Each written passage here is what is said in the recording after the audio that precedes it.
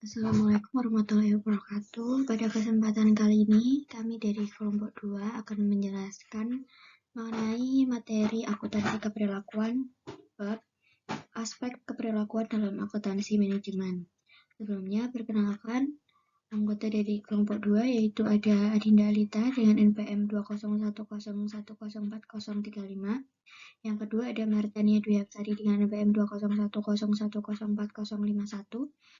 Dan yang terakhir ada Maulina Iqbal Pradana dengan NPM 20101040091.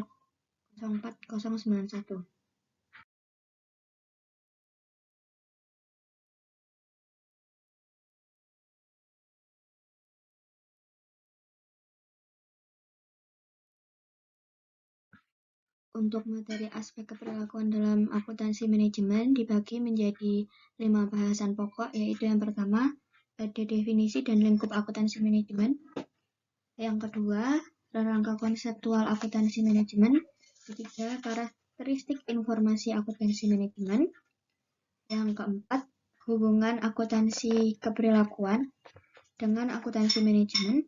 Dan yang terakhir, yaitu contoh riset aspek keperilakuan dalam akuntansi manajemen.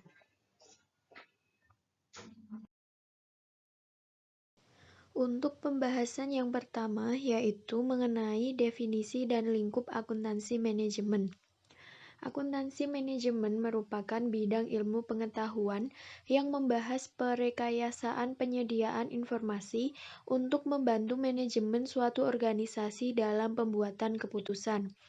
Juga menjalankan fungsi pengendalian dan pengawasan, analisis keuangan kebendaharaan, perencanaan dan penganggaran akuntansi biaya, perancangan dan analisis sistem, serta audit internal dan akuntansi umum.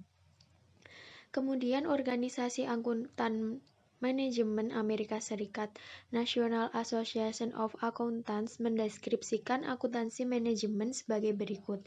Management accounting is the process identification, measurement, accumulation, analysis, preparation, interpretation, and communication of financial information management to plan, evaluate, and control within the organization and assure appropriate use of and accountability for its resources. Management accounting also compares the preparation of financial report for non-management groups such as stakeholder, creditor, regulatory, agency, and tax authorities. Nah, akuntansi manajemen merupakan proses pemikiran yang diarahkan untuk kepentingan pihak internal perusahaan. Kemudian, untuk pembahasan yang kedua yaitu mengenai rangka konseptual akuntansi manajemen. Rangka konseptual akuntansi manajemen menurut NAA terdiri atas 4 komponen, yaitu tujuan akuntansi manajemen, tanggung jawab, aktivitas utama atau fungsi, dan proses akuntansi manajemen. Tujuan akuntansi manajemen adalah menyediakan informasi khususnya untuk pihak internal perusahaan. Dalam menjalankan tugasnya, tanggung jawab akuntansi manajemen dalam perusahaan adalah berkaitan dengan perencanaan, penilaian atau evaluasi, pengendalian, pertanggungjawaban, dan pelaporan kepada pihak eksternal. Aktivitas utama akuntansi manajemen adalah membuat laporan, menginterpretasi, mengelola sumber daya, mengembangkan sistem informasi, mengimplementasikan teknologi, memverifikasi, dan mengadministrasi. Sedangkan prosesnya meliputi identifikasi, pengkulturan, akumulasi, analisis, penyusunan, dan interpretasi serta komunikasi. Aktivitas yang dilakukan dalam rangka penyediaan informasi dalam setiap fungsi operasi antara lain adalah mengidentifikasi, mengukur, mengakumulasi, menganalisis, dan menyajikan serta mengkomunikasikan objek-objek akuntansi yang relevan dalam pengambilan keputusan manajemen. Proses akuntansi manajemen terakhir adalah menghasilkan laporan manajerial dalam berbagai format dan isi antara lain laporan unit produksi, laporan penjualan per daerah pemasaran atau dalam unit dan rupiah, laporan pertanggungjawaban keuangan divisi, dan lain-lain. 3. Karakteristik informasi akuntansi manajemen. Dalam proses pembuatan keputusan, terutama yang ditunjukkan untuk pihak internal perusahaan, diperlukan informasi manajemen yang relevan dan sangat beragam. Keberagaman informasi manajemen ditimbulkan oleh adanya fungsi dan jenjang atau tingkat atau level manajemen yang mengarah pada kompleksitas dan bervariasinya keputusan manajemen.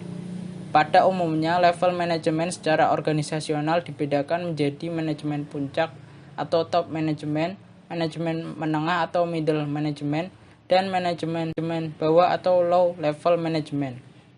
Manajemen puncak berkepentingan dengan masalah-masalah yang bersifat strategik dan menjalankan tugasnya untuk perencanaan strategik atau strategic planning. Manajemen menengah bertanggung jawab untuk menjalankan pengendalian manajemen atau manajemen kontrol. Manajemen bawah bertugas meyakinkan bahwa tugas-tugas spesifik telah dilaksanakan sesuai dengan kebijakan atau policies yang ditentukan oleh manajemen menengah. Perbedaan wewenang dan tanggung jawab antar level manajemen menyebabkan perbedaan karakteristik informasi yang dibutuhkan dalam pengambilan keputusan. Karakteristik informasi untuk setiap level manajemen menunjukkan adanya perbedaan beberapa karakteristik informasi meliputi informasi internal atau seperti data akuntansi, data pegawai, dan data lain yang diciptakan mengenai perusahaan, informasi eksternal contohnya statistik industri, harga pasar perusahaan, angka indeks harga konsumen, pangsa pasar, dan sejenisnya. Manajemen bawah cenderung menangani masalah teknis sehingga memerlukan informasi yang langsung berhubungan dengan tugasnya. Sementara manajemen puncak lebih berkepentingan dengan masalah umum dan eksternal sehingga memerlukan informasi yang lebih luas seperti kondisi ekonomi, industri, sosial, dan politik. Manajemen bawah lebih memerlukan informasi teknis dan rinci. Sementara manajemen puncak lebih memerlukan informasi yang luas dan agregat. Manajemen bawah memerlukan informasi historis dan jangka pendek untuk meyakinkan bahwa tugasnya telah dikerjakan sesuai dengan pedoman dan kebijakan perusahaan. Sementara manajemen puncak lebih memerlukan informasi berorientasi masa depan untuk menangani masalah-masalah yang bersifat strategik. 4. Hubungan akuntansi keperilakuan dengan akuntansi manajemen. Akuntansi keperilakuan lebih memfokus pada pengujian terhadap perilaku akuntan dan non-akuntan yang dipengaruhi oleh fungsi dan pelaporan akuntansi. Sementara akuntansi manajemen atau manajemen accounting membahas mengenai proses pemikiran untuk menyediakan data dan melaporkan untuk kepentingan manajemen atau pihak internal. Proses manajemen berkaitan erat dengan kegiatan dalam masing-masing fungsi manajemen yang meliputi fungsi perencanaan atau planning, pengorganisasian atau organizing, pengarahan atau leading atau directing, dan pengendalian atau controlling. Keterkaitan akuntansi kepada keperilakuan dengan akuntansi manajemen dapat dilihat dari bukti-bukti empiris hasil penelitian. Keberhasilan dalam menghasilkan informasi akuntansi manajemen sangat tergantung dari faktor manusia dalam berperilaku. Oleh sebab itu, riset akuntansi keperilakuan sangat membantu dalam pengembangan akuntansi manajemen.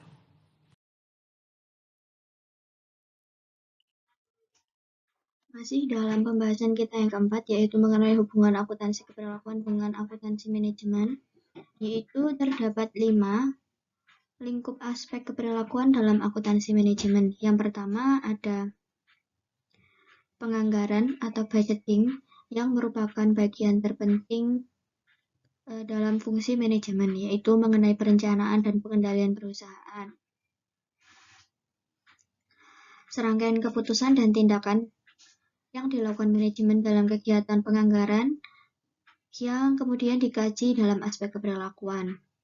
Terdapat 3 topik penganggaran. Yang pertama ada penganggaran partisipatif. Lingkup aspek keperilakuan dalam penganggaran partisipatif yaitu yang pertama, mekanisme pembuatan anggaran, bagaimana anggaran tersebut dibuat. Yang kedua ada reaksi dan sikap atau perilaku subordinat terhadap sistem anggaran atau bagaimana anggaran diimplementasikan sebagai rencana perusahaan. Selanjutnya, pengaruh partisipasi penyusunan anggaran terhadap kinerja.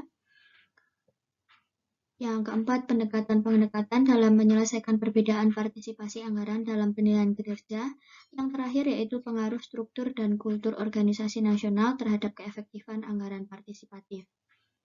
Untuk topik penganggaran yang kedua ada budgetary slack.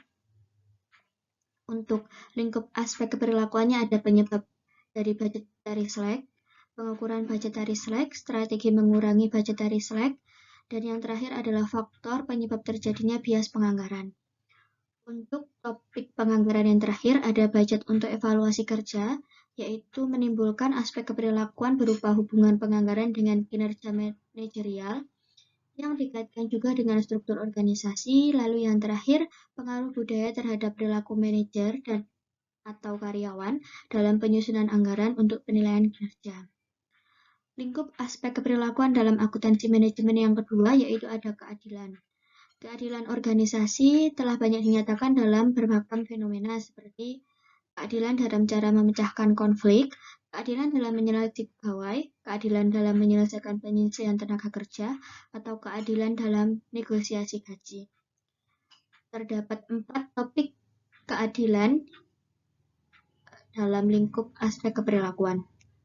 Yang pertama ada keadilan dalam konteks sosial dan kemanusiaan, yaitu menyebabkan aspek keperilakuan berupa 1. Perilaku manajer terhadap anggota organisasi yang mempengaruhi kepuasan individu. Yang kedua yaitu hubungan keadilan prosedural dengan variasi yang telah terjadi pada komitmen organisasi, perilaku keanggotaan organisasi, dan produktivitas. Untuk topik yang kedua yaitu keadilan dalam menyelesaikan konflik. Aspek keperilakuannya yaitu keadilan prosedural untuk menjelaskan variasi yang terjadi pada konflik kelompok, evaluasi supervisor, dan kepercayaan dalam manajemen. Lalu yang terakhir ada pengendalian yang dimiliki individu dalam menyelesaikan penyelesaian. Untuk topik yang ketiga yaitu keadilan dalam penilaian kinerja, memunculkan faktor-faktor pendorong individual untuk melakukan norma-norma keadilan yang terkait dengan penilaian kinerja, memunculkan persepsi individual terhadap keadilan yang terkait dengan distribusi outcome dalam penilaian kinerja, juga memunculkan kesempatan untuk berpendapat atau mengajukan permintaan dalam setting penilaian kinerja. Lalu untuk topik yang keempat, ada keadilan dalam pemberian kompensasi. Yang memunculkan pengaruh keadilan terhadap kepuasan atas pemberian kompensasi, memunculkan pengaruh keadilan terhadap kinerja yang dimediasi oleh variabel lain, serta muncullah persepsi individual terhadap prosedur yang berkaitan dengan pemberian kompensasi. Topik yang ketiga yaitu ada penilaian kinerja. Penilaian kinerja merupakan salah satu fungsi manajemen yang berkaitan dengan pengendalian. Pengendalian adalah fungsi yang berkaitan dengan pengevaluasian dan pemantauan untuk meyakinkan apakah sasaran-sasaran yang direncanakan dapat tercapai dan operasi organisasi berjalan sesuai dengan rencana yang telah disusun oleh manajemen. Untuk topik dalam penilaian kinerja terdapat 3 topik. Yang pertama, implementasi balance scorecard, yaitu memunculkan perilaku manajer dalam pengukuran umum dan unik. Membandingkan implementasi balance scorecard dalam organisasi yang berbeda. Lalu, lingkup aspek keperilakuan bias yang muncul dalam pengambilan keputusan. Contohnya adalah fiksasi. Dan yang terakhir yaitu perilaku memitigasi bias dalam pengambilan keputusan. Untuk topik yang kedua dalam penilaian kinerja yaitu sistem kompensasi dan pengukuran kinerja, memunculkan perilaku karyawan terhadap sistem pemberian kompensasi dan penilaian kerja, lalu pengaruh sistem kompensasi terhadap perilaku seperti motivasi, feedback, dan kinerja, lalu adanya perbandingan sistem kompensasi yang dikaitkan dengan pengukuran kinerja multidimensi. Untuk topik yang terakhir dalam penilaian kinerja yaitu ada export system dalam proses penilaian kinerja. Memunculkan respon manajer dalam menciptakan export system terkait dengan penilaian kinerja. Melihat pengaruh pengabdosian expert system terhadap sistem kontrak dan penilaian kinerja, lalu kita dapat menganalisis perilaku pembuat keputusan, yaitu manajer, sebelum dan sesudah pengabduksian expert system terhadap penilaian kinerja. Untuk lingkup aspek keperilakuan dalam akuntansi manajemen yang keempat ada eskalasi, yaitu terdapat dua topik dalam eskalasi. Yang pertama ada eskalasi komitmen. Memunculkan lingkup aspek keperilakuan dalam manajemen yang pertama adalah faktor-faktor yang menyebabkan perilaku eskalasi komitmen dalam level individual maupun organisasional. Lalu, eskalasi yang berkaitan dengan previous expenditure atau sunk cost, lalu eskalasi berkaitan dengan budget attainment, lalu reaksi manajer terhadap instalisasi yang berkaitan dengan capital budgeting. Dan untuk topik yang kedua ada deeskalasi komitmen, yang memunculkan prosedur pengendalian akuntansi dapat digunakan untuk mereduksi eskalasi komitmen. Lalu, penggunaan hurdle rate dikaitkan dengan capital budgeting. Yang ketiga, strategi deeskalasi komitmen. Dan yang terakhir, menganalisis perbandingan prosedur deeskalasi dengan penyediaan informasi akuntansi. Untuk lingkup aspek keperilakuan dalam akuntansi manajemen yang terakhir, yaitu implementasi strategi dan teknologi baru, yang pada umumnya dikaitkan dengan pengembangan produk baru atau new product development atau teknologi produksi. Dapat dikatakan bahwa adanya perkembangan teknologi dapat membantu manajer perusahaan dalam mengakses database sehingga pekerjaan manajer menjadi lebih mudah, lebih cepat, dan lebih ekonomis. Untuk topik dalam implementasi strategi dan teknologi baru terdapat 4 topik. Yang pertama ada ABC System, memunculkan perilaku individual dalam penerapan ABC System untuk efisiensi cost produksi, lalu akan membandingkan dua metode atau strategi dalam meningkatkan cost efektif. Untuk topik yang kedua yaitu hubungan strategi sistem bonus intensif dan efektivitas, yang akan menganalisis pengaruh strategi sistem bonus dan efektivitas di SBU. Dan yang kedua muncullah perilaku individu terhadap implementasi strategi dan kaitannya dengan pemberian bonus. Untuk topik yang ketiga yaitu implementasi teknologi dengan kompleksitas tugas, yang akan memunculkan perbedaan perilaku profesional dan non-profesional terhadap implementasi teknologi baru. Lalu juga akan menganalisis pengaruh teknologi dan struktur terhadap karakteristik tugas dan keefektifan akuntansi. Memunculkan pengaruh penerapan teknologi terhadap efisiensi dan efektivitas organisasi. Lalu bagaimana manajer menggunakan teknologi sebagai alat bantu dalam pengambilan keputusan. Untuk topik yang terakhir ada implementasi TQM, yang memunculkan elemen-elemen struktur dan desain dari TQM. Dan yang selanjutnya memunculkan pendekatan dalam implementasi TQM. Lalu muncullah pengaruh implementasi TQM dalam organisasi terhadap kualitas produk.